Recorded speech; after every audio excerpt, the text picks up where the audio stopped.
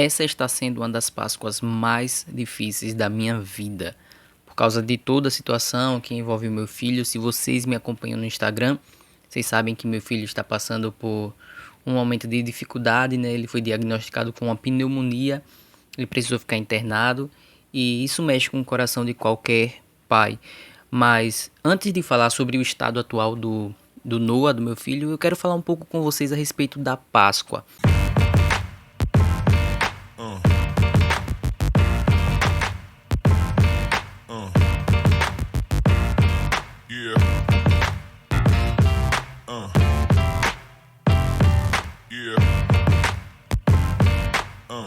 Esse é um canal de teologia que não tem o intuito de te transformar em um acadêmico, tem o intuito apenas de expor a minha opinião. Então, se você não é inscrito no canal, considere essa possibilidade e nos dê essa moral. A Páscoa começou há muito tempo, muito antes da morte de Cristo. Ela começou lá no Egito, quando o povo de Israel foi escravizado e Deus envia Moisés para ser o seu libertador, e tem aquela sequência de pragas. A última praga é a praga do anjo da morte sobre os primogênitos. Deus promete a Faraó que se ele não libertasse o povo, viria um anjo da morte e mataria todos os primogênitos do Egito. E só se salvaria aqueles que melassem, né, lavassem os umbrais das suas portas com o sangue de um cordeiro. E assim o povo de Israel faz. Lava as suas casas, as suas portas com o sangue de um cordeiro. E quando o anjo da morte vem, ele observa as casas que estão lavadas com sangue e as que não estão. E as casas que não estão lavadas no sangue do cordeiro têm o seu primogênito ceifado, morto. E daí então, em homenagem em comemoração à libertação do povo do Egito, surge então a festa da Páscoa, que significa passagem, né? Onde o anjo da morte passa por cima das casas do povo hebreu e acaba sacrificando os primogênitos das pessoas do Egito. Isso é muito interessante porque tudo isso é sombra. Moisés ele representa Cristo como libertador. O cordeiro representa o sacrifício que Cristo haveria de fazer para libertar o povo. E quando Cristo de fato ele vai ser entregue na cruz, ele se entrega, ele dá a sua vida, ele doa a sua vida em favor de nós, né? João 3,16 vai dizer que Deus amou o mundo de tal maneira que deu o seu Filho unigênito para morrer em nosso lugar, para que a gente não pereça, mas que a gente tenha a vida eterna. Cristo ele comemora a Páscoa, a última Páscoa aos moldes antigos, e a Páscoa ela passa a ser ressignificada e passa a ser então todo esse período de morte e ressurreição de Cristo. Se você está assistindo esse vídeo, muito provavelmente você está assistindo num sábado, que é o período de lançamento dele. Mas se você está assistindo também em um outro momento, isso daí não tem muita importância, porque é sempre hora de refletirmos a respeito do sacrifício de Cristo na cruz e de tudo que ele representa. Se no passado Moisés foi usado como um representante do povo para fazer com que o povo fosse liberto do Egito e da sua escravidão, da sua opressão física, o Cristo que veio, que encarnou como ser humano, que esvaziou-se de si mesmo e veio aqui à terra, esse Deus ele nos liberta do nosso pecado, das nossas mazelas. Conseguimos ter vida por causa da morte de Cristo, por causa da morte do unigênito Filho de Deus. E isso é o que representa a Páscoa hoje em dia. As pessoas têm tentado mudar o significado da Páscoa com ovos, com chocolates, com várias outras coisas, com presentes, mas a Páscoa é o momento de refletirmos a respeito do que foi feito na cruz do Calvário, do que Cristo conseguiu por nós. O termo justificação é um termo forense que era muito utilizado antigamente para questões advocatícias, digamos assim. O termo justificação significa tornar alguém justo. E foi isso que Cristo fez na cruz. A Bíblia vai dizer lá em Romanos 3:23 que todos pecaram e carecemos da glória de Deus. Umas versões dirão justamente que nós carecemos da glória de Deus, outras versões dirão que nós somos destituídos da glória de Deus, tanto uma quanto outra, e isso é a mais pura verdade. O pecado nos afastou de Deus, criou um abismo entre nós e Deus. E Cristo veio para tornar o injusto justo, sem que isso torne Deus uma pessoa injusta. É um trocadilho que talvez você vê que não entendi muito esse trocadilho, Moraes.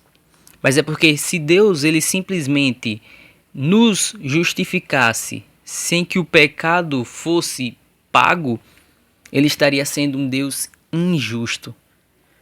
Só que quando Deus nos justifica, quando Deus nos torna pessoas justas aos olhos de Deus, não é que ele esqueceu o nosso pecado, não é que ele botou panos quentes em cima do pecado, mas ele puniu o pecado no corpo do seu Filho, Jesus Cristo. O pecado, ele não ficou sem ser pago. Toda a nossa dívida foi quitada. E a representação de toda essa dívida quitada é a cruz. Colossenses vai dizer que o escrito de dívida que era contra nós, Jesus Cristo o cravou lá na cruz.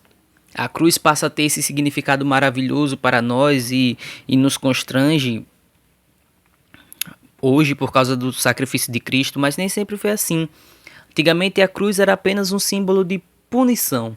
Punição por alguém que não se comportou muito bem, punição para alguém que cometeu algum delito. Mas hoje a cruz ela não significa apenas a punição dos pecados, mas a redenção da humanidade por meio de Cristo Jesus. E refletindo tudo isso a respeito de João 3,16, que Deus amou o mundo, que entregou o seu único filho, o seu filho unigênito, e refletindo um pouco a respeito também de Páscoa, que é o momento que estamos passando agora, um momento muito difícil, particularmente na minha vida, eu sempre entendi João 3,16, mas eu nunca entendi como eu entendo agora. Deus enviou seu único filho para sofrer, para ser moído pelos nossos pecados.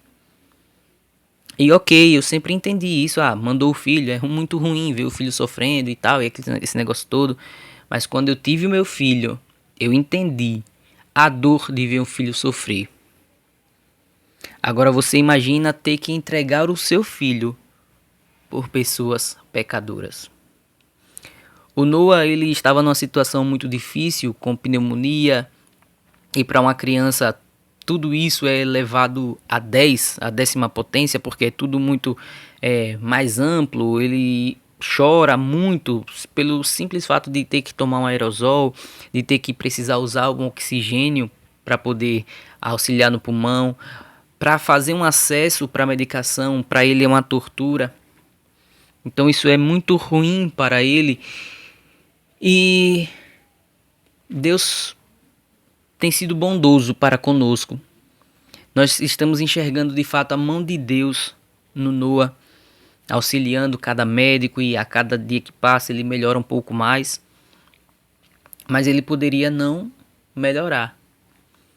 Inclusive uma criança também que estava internada junto com ele acabou falecendo nesses dias. E aí você imagina a cabeça de nós como pais, né, que temos os nossos filhos lá internados. Ele poderia muito bem não melhorar.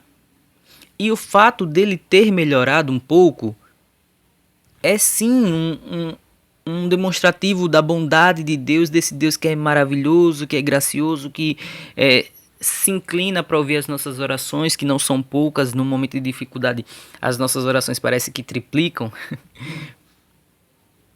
É sim um exemplo de bondade de Deus. Deus é bom. Deus é muito bom. E nós enxergamos a bondade de Deus em cada melhorazinha que o Noah tem. Nós enxergamos a bondade de Deus. Nós enxergamos que Deus nos ama, que Deus é bom, porque o Noah tem melhorado a cada dia. Mas ele poderia não melhorar. E Deus não deixaria de me amar. Deus não deixaria de amar a Raquel, minha esposa, Deus não estaria deixando de amar o Noah se ele não melhorasse. A Bíblia vai dizer que a prova do amor de Deus para conosco é justamente a Páscoa. Em Romanos capítulo 5, versículo 8, vai dizer que Deus prova do seu amor para conosco pelo fato de ter enviado Cristo Jesus para morrer por nós, sendo nós ainda pecadores. Então nós enfrentamos momentos de dificuldades e vemos nós conseguimos enxergar a bondade de Deus, o amor de Deus, quando essas dificuldades elas vão se solucionando, vão acabando, mas ainda que não acabe, nós precisamos entender que o maior ato de amor de Deus para conosco foi a cruz.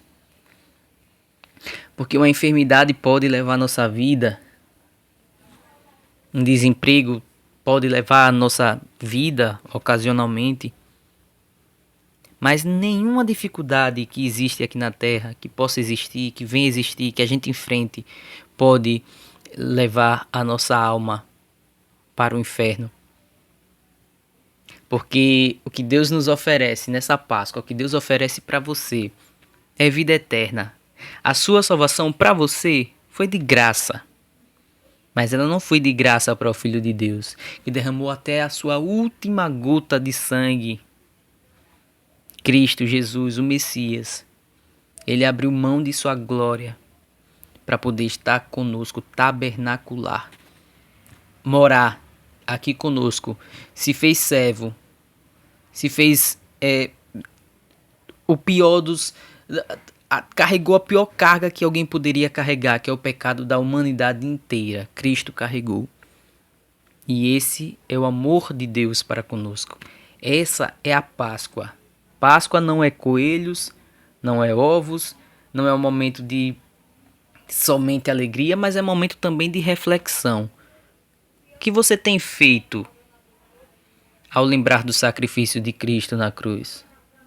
A penitência, deixar de comer carne, que te salva, que salva a sua alma, não é uma simples abstinência de carne durante um período de 40 dias, mas é viver integralmente para Cristo. Em Romanos capítulo 12 vai dizer um pouco disso, que as nossas vidas sejam um culto agradável a Deus, isto é, que o sacrifício de verdade que você faça para Deus não seja simplesmente uma carne, não seja simplesmente uma comida ou algo do tipo, do gênero, uma rede social, mas que seja sua vida como um todo. Essa é a verdadeira Páscoa. Obrigado, Jesus, por ter enviado o seu Filho para morrer por mim, para morrer por Raquel, para morrer por Noah e para todos aqueles que assistem esse vídeo. Que Deus abençoe a sua vida. Feliz Páscoa.